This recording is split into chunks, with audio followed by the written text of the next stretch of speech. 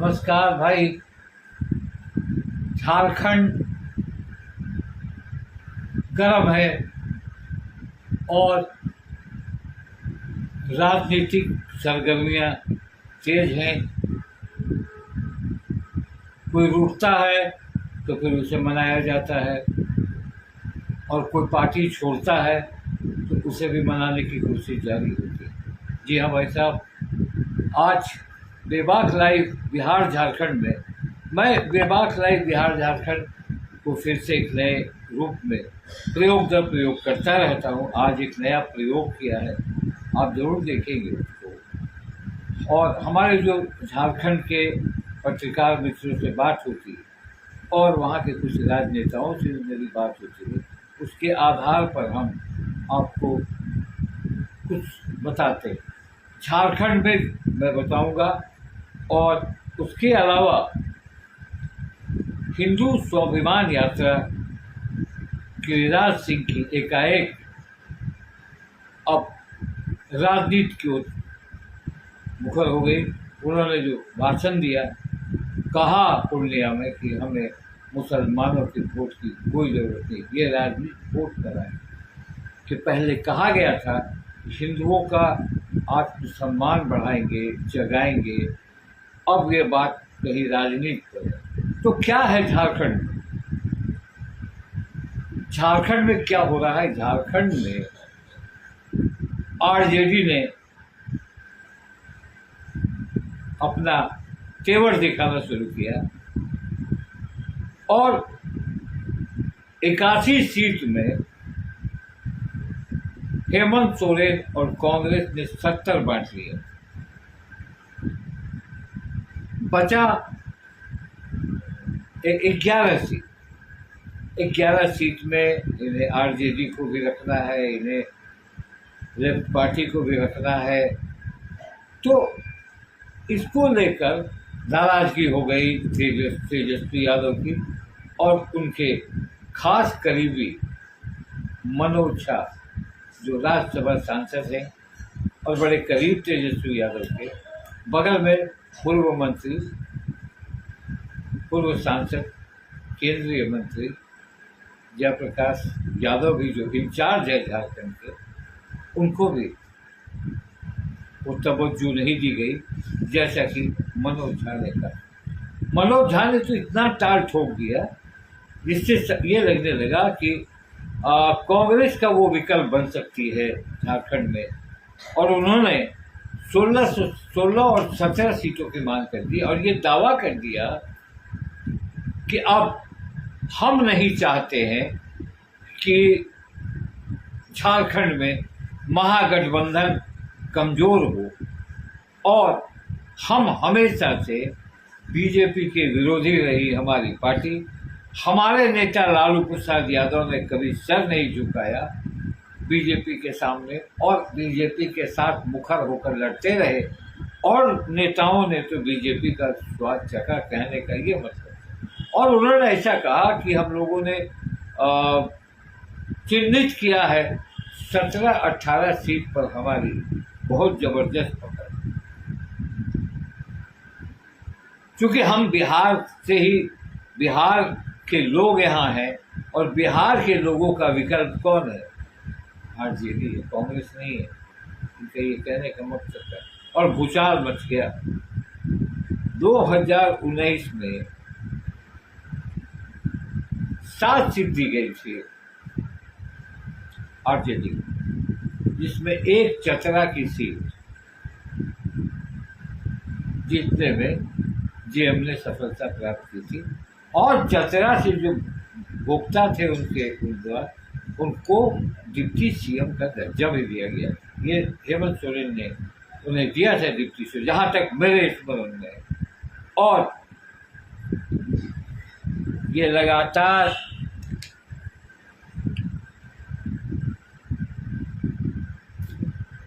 महागठबंधन में, देखिए महागठबंधन के साथ सबसे बड़ी दिक्कत त्याग की भावना ने, महाराष्ट्र में भी वही हाल चल रहा है। महाराष्ट्र में भी एमबीए पेट फंसा हुआ है, कांग्रेस सुस्त है, कांग्रेस चाह रही है ज़्यादा सीट पर लड़ना, क्योंकि कांग्रेस का प्रदर्शन लोकसभा के चुनाव में बेहतर हुआ महाराष्ट्र, और वहां भी पेट फंसा हुआ, यहाँ भी सीटों की लड़क भूख, तो फिर आप नरेंद्र मोदी को कैसे हराएंगे? त्याग की भावना नहीं होगी तो आप नरेंद्र मोदी को कैसे हराएंगे? तो ये मामला टूल पकड़ा, और यहाँ तक बात कह दी मनोज झा ने कि हम अकेले लड़ेंगे 15 से 18 से। आपको ज्ञात होगा कि झारखंड में 66 सीटों पर बीजेपी ने अपने उम्मीदवारों की घोषणा की, भले परिवारवाद से भरा हुआ वो लिस्ट, उस पर आगे बात करें। तो ये जो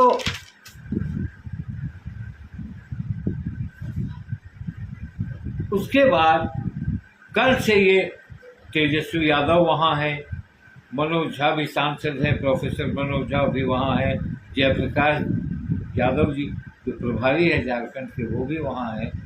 तो इन तमाम लोगों का वहाँ, मगर चर्चा ये हुई कि उन्हें 4 सीट देने की बात हुई। यही से मामला, अगर एक गलती महागठबंधन से ये होती है कि 70 सीट आपने ले लिया, आप इकट्ठे प्रेस कॉन्फ्रेंस करते, इकट्ठे आप करते कि भाई इतना सीट आरजेडी को, इतना लेफ्ट पार्टी को, इतना कांग्रेस को, इतना जेएमएम, मगर हेमंत सोरेन ने कल 70 सीटों की घोषणा कर दी और कहा कांग्रेस और जेएमएम मिलाकर 70 सीट पर चुनाव लड़े। ये आक्रोश होना वाजिब था। खैर, बाद में ट्रबल शूटिंग का काम हुआ। हेमंत सोरेन ने और तेजस्वी यादव की मुलाकात होकर मामला सॉर्ट आउट हुआ। 7 सीटों पर अब आरजेडी वहाँ चुनाव लड़ेगी झारखंड। और ये मामला मनोज झा ने जिस तेवर से बात की थी, वो तेवर जो था वो ऐसा लगा था कि कल घोषणा हो जाएगी 20-22 सीटों पर वो चुनाव लड़ेंगे। और ये भी कहते थे कि हम चुनाव लड़ेंगे तो हम गठबंधन को मजबूत करेंगे। तो भाई मजबूत आप कैसे करें? जब तक संगठित होकर आप नहीं लड़ेंगे तब तक 19 में भी आपने 7 सीट पर चुनाव लड़ा, परिणाम क्या हुआ? तो जब तक तब आप बीजेपी को हानि पहुंचाएंगे, ऐसे तो आप बीजेपी को मदद पहुंचाने की स्थिति में। तो ये मामला चला और ये मामला अब सॉर्ट आउट कर लिया गया अभी कुछ देर पहले। अब 7 सीट कहाँ से वो लड़ेंगे वो देखना है। दूसरी ओर बीजेपी में जिस तरह से टिकट बंटवारा हुआ, उन्हीं को टिकट दिया गया कि लगा कि वो जीतेंगे, क्योंकि बीजेपी भले कह रहे कि मैं बहुत मजबूत हूँ, परिणाम क्या आएगा ये मैं नहीं कह सकता, मगर मुझे लगता है कि बीजेपी पूरी तरह राज्य भाजपा पर डिपेंड हुई। भले शिवराज सिंह चौहान वहाँ कैंप लगाए हो, आसाम के मुख्यमंत्री हो, छत्तीसगढ़ के मुख्यमंत्री हो, और तमाम बातें होती रही, मगर 66 में आपने देखा कि 66 सीटों में 68 सीट इन्हें लड़ना है। 68 सीट पर बीजेपी लड़ेगी, जिसमें 66 की घोषणा हुई है और 2 सीट अभी बचा हुआ। तो यहाँ परिवारवाद उनके में बहुत ज़बरदस्त तरीके से परिवारवाद का उन पर आरोप लगा। जो परिवारवाद के खिलाफ बोलती है बीजेपी, चाहे वो हेमंत सोरेन के खिलाफ हो, चाहे वो लालू प्रसाद के खिलाफ हो, चाहे रामविलास के खिलाफ नहीं बोलते, जो उनके साथ है उनके नहीं बोलते। तो उन्होंने ये समझ लिया कि परिवारवाद का मुद्दा कोई मुद्दा नहीं है, इसीलिए उन्होंने देखिए कैसे दिया, सीता सोरेन को दिया, जामताड़ा ही से दिया। आगे सीता सोरेन, लुइस मरांडी की मैं बात करूँगा। सीता सोरेन को जामताड़ा से दे दिया, जामा से उनकी सीट से ये शिबू सोरेन की फैमिली, बहू, बड़ी बहू, गीता कोड़ा, मधु कोड़ा की वाइफ, जो एमपी के टिकट लड़ी हार गई, उनको दे दिया गया। अर्जुन मुंडा की पत्नी को दे दिया गया। रघुवर दास की बहू को दे दिया गया। चंपा सोरेन तो खुद लड़ी रहे, अपने बेटे को दे दिया गया, उनको, उनके बेटे को वो टिकट मिला। तो अब दूसरी ओर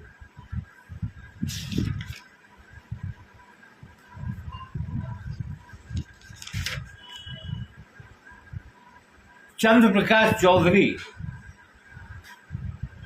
के भाई रोशन मंडल टिकट पा गए भाजपा से। वो भाजपा के से 2 दिन पहले ज्वाइन किए थे, उन्हें टिकट मिल गया। प्रशांत मंडल को टिकट मिला, जो उनके पिता अमित मंडल बीजेपी के बड़े नेता और पूर्व विधायक भी रहे हुए। तो ये हुआ। भानु प्रताप सिंह के पिताजी भी, तो खैर भानु प्रताप सिंह के बारे में अब, क्योंकि भानु प्रताप तो लगातार लड़ रहे, उनके पिता भी बड़े नेता थे। आलोक चौरसिया, चंद्र, ये सारे लोग, चंद्र प्रकाश चौधरी के रोशन लाल भी एमएलए के लिए हैं और उनकी भाभी भी एमएलए। तो ये कहने का मतलब है कि बीजेपी ने अपना पूरा कुनबा डाल दिया। और उसी तरफ हेमंत सोरेन, कल्पना सोरेन, बसंत सोरेन, ये लोग तीनों जेएमएम की तरफ से हैं। अब कांग्रेस की जब लिस्ट आएगी तो उससे पता चलेगा कि परिवार के किसके बेटे लड़ रहे हैं। फुरकान अंसारी के बेटे लड़ ही रहे हैं, उनके अलावा और कौन कौन लड़ रहे हैं, तो ये देखने वाली बात हो।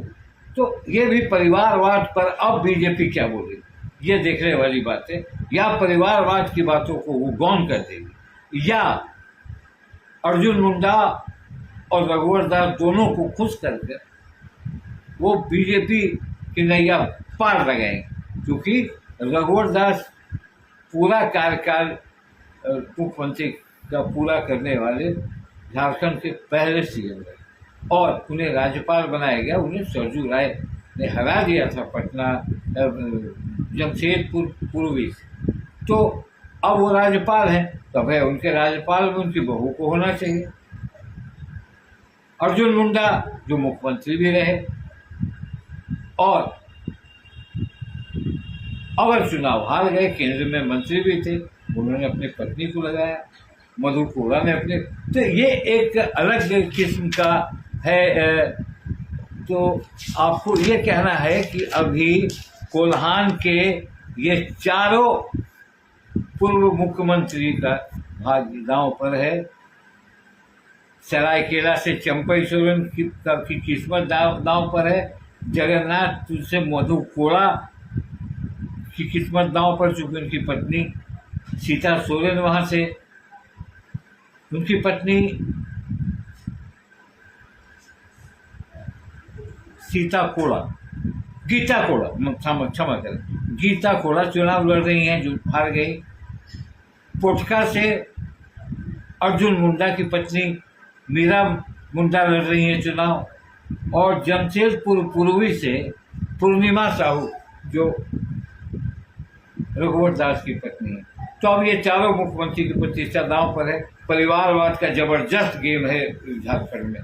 तो अब आगे हम बताएंगे कि झारखंड में नाराजगी भी, देखिए, अगर आप घर से बगावत करते हो तो न घर के होते हो न घाट के।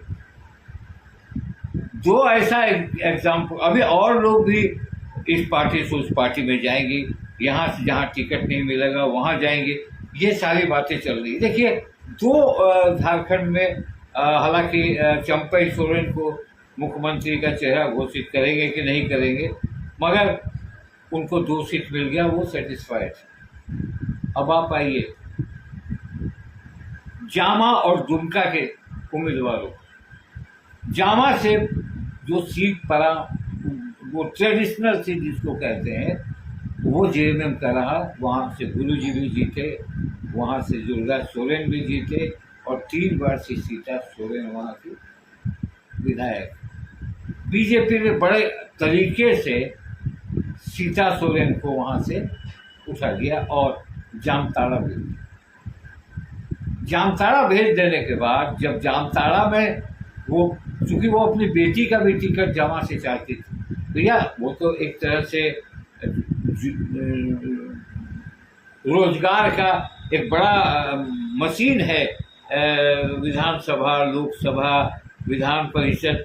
तो उन्होंने अपनी बेटी का मांगा मगर उन्हें नहीं मिला और उन्हें जामताड़ा भेज दिया गया।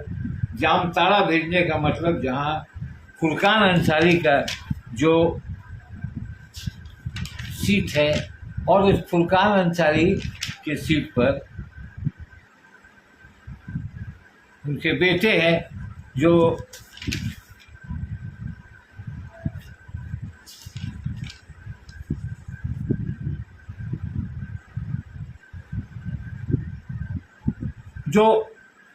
वहाँ के एमएलए हैं।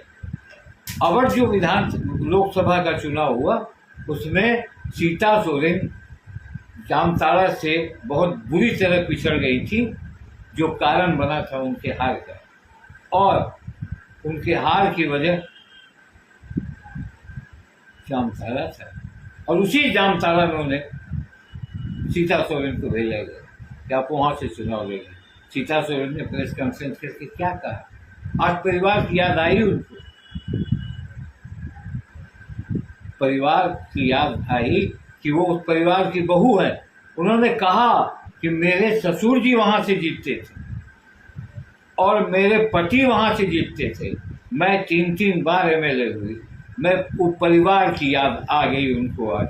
अब सवाल ये है कि सीता सोरेन क्या जामा से फिर कोशिश करेंगी, क्या वो जेएमएम में वापस आएंगी, क्या वो उनके जेएमएम में उनको उनका स्वागत होगा।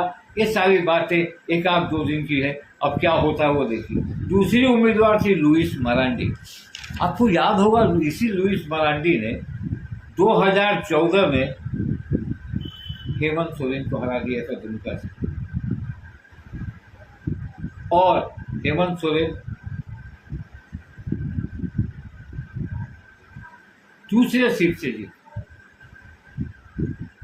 वही लुइस मरांडी फिर आस लगाकर बैठी थी कि दुमका से उन्हें टिकट मिलेगा, मगर हुआ नहीं।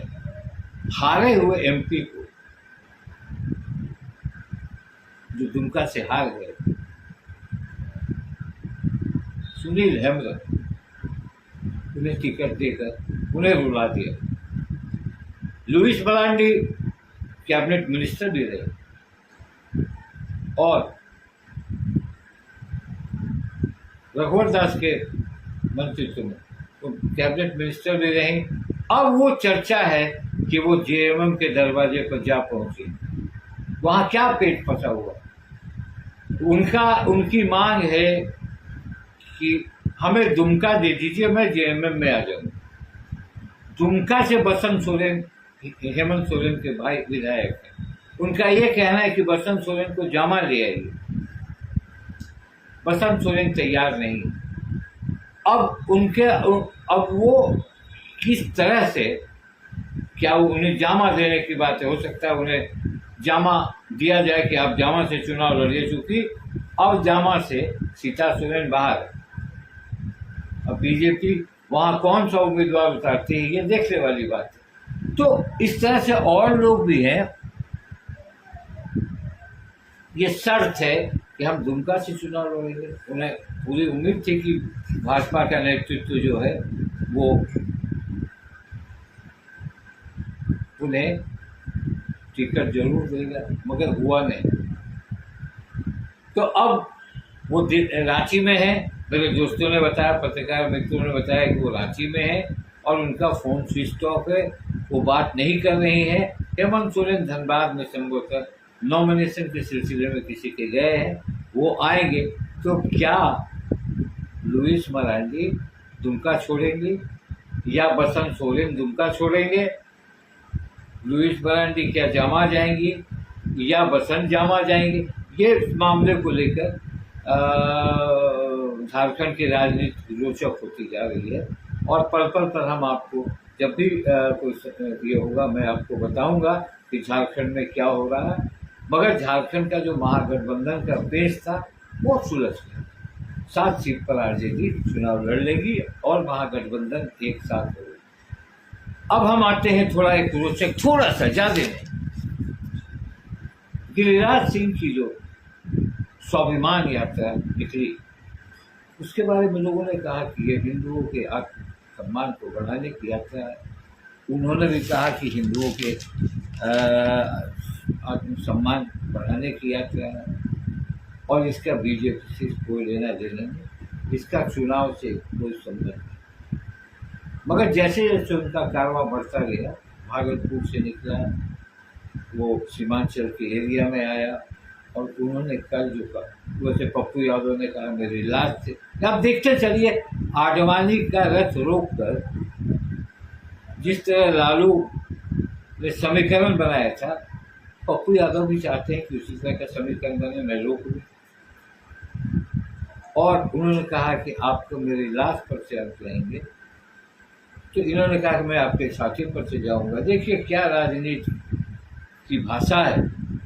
मगर भाजपा ने किनारा कर दिया था इससे कि नहीं, मुझे इससे कोई लेना देना नहीं।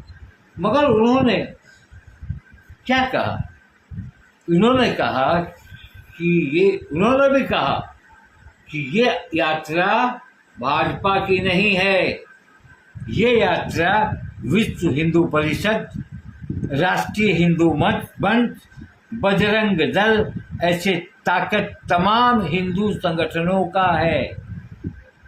इसमें आरजेडी के भी हिंदू आए, कांग्रेस के भी हिंदू आए और बीजेपी के हिंदू आए।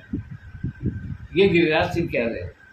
और एकाएक गिरिराज सिंह कहते कहते उन्होंने तो यहां तक कह दिया, हमें मुस्लिम का वोट नहीं चाहिए, आप एक हो जाओ, हमें मुस्लिम का वोट नहीं चाहिए। ये वोट आ गया उनके जुबान में, राजनीति ये। और बीजेपी चुप, मौन समर्थन। ठीक है, ये मैं नहीं कहता कि किसी को यात्रा निकालने की अनुमति नहीं होनी चाहिए, वो निकालेंगे, भारत के नागरिक हैं, भारत के संविधान के तहत बहुत सारी ऐसी चीज़ें हैं। क्या पप्पू यादव यात्रा नहीं निकाले, प्रशांत किशोर नहीं निकाले, तेजस्वी यादव ने नहीं निकाला। मगर ये कहा गया कि ये बीजेपी की यात्रा नहीं है और बीजेपी के तमाम लोग उसमें शामिल हैं। और उन्होंने आज साफ कह दिया कि जो मोदी के समर्थन में वोट नहीं देता है, जो दल, मोदी के बारे में उन्होंने कहा कि हिंदू एक हो जाओ। तो यह हिंदू तो एक है ही, पूरा देश एक है, पूरा देश एक है। जब देश पर विपदा आती है तो पूरा देश एक होता है। उन्होंने कहा कि हिंदू एक हो जाओ और हमें मुस्लिम के वोट की जरूरत नहीं। तो वोट आ गया ना, मनसा दिख गई उनकी कि हम इस यात्रा को, यानी एक हिंदू फायर ब्रांड नेता बनने की ओर गिरिराज सिंह है। चूँकि योगी मॉडल उत्तर प्रदेश में है और ये घूम के बिहार में 2 तरीके से काम होगा, हिंदुओं के नेता बनेंगे और भूमिहार के भी बड़े नेता बनेंगे। श्री कृष्ण जयंती समारोह भी अब आने वाला है। कांग्रेस के अखिलेश सिंह भी हैं, ललन सिंह भी हैं, अनंत सिंह भी हैं, विजय चौधरी भी हैं। तो वो चाहते हैं कि हम भूमिहार और हिंदू के एक बड़े लीडर बने, इसमें 2 मत नहीं। भले अगर उनके समर्थक सुन रहे होंगे, उनको गुस्सा आ रहा होगा, तो मैं ये बता दूं कि पूरी तरीके से ये राजनीतिक यात्रा में बदलता जा रहा है। कि आज उन्होंने कहा कि हमें वोट नहीं चाहिए और मुस्लिमों के वोट से नहीं हम जीतते हैं, हमें पूरा हिंदू एक हो जाए। तो ये कहीं ना कहीं मैं नहीं कहता, मैं फिर कहता हूँ कि आप यात्रा करें। गांधी जी, महात्मा गांधी ने सत्याग्रह, पदयात्रा, आंदोलन इस टाइप का, उन्होंने उस टाइप से हमारे देश को आज़ादी दिलाई। तो ऐसा नहीं है। मगर जब इस तरह की बातें हुई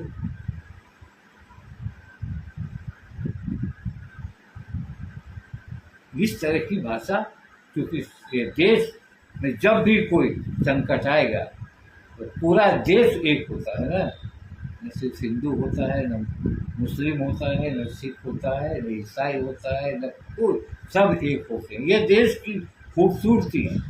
इस खूबसूरती को हमें बचाना चाहिए, हमें सब कुछ साथ लेना चाहिए। तो मैंने आपको बता दिया कि क्या क्या झारखंड में हो रहा है, और बस आज इतना ही। इसके साथ हम एक नए तरीके से हमेशा हम प्रयोग करते हैं, हम प्रयोग करते रहते हैं, और हम हमेशा रुकना नहीं चाहते। हम चाहते हैं कि कुछ से कुछ बोल जाए, कुछ अनुभव का फायदा लोगों को हो, और हम हमेशा आपसे मिलते रहेंगे। इसी के साथ नमस्कार।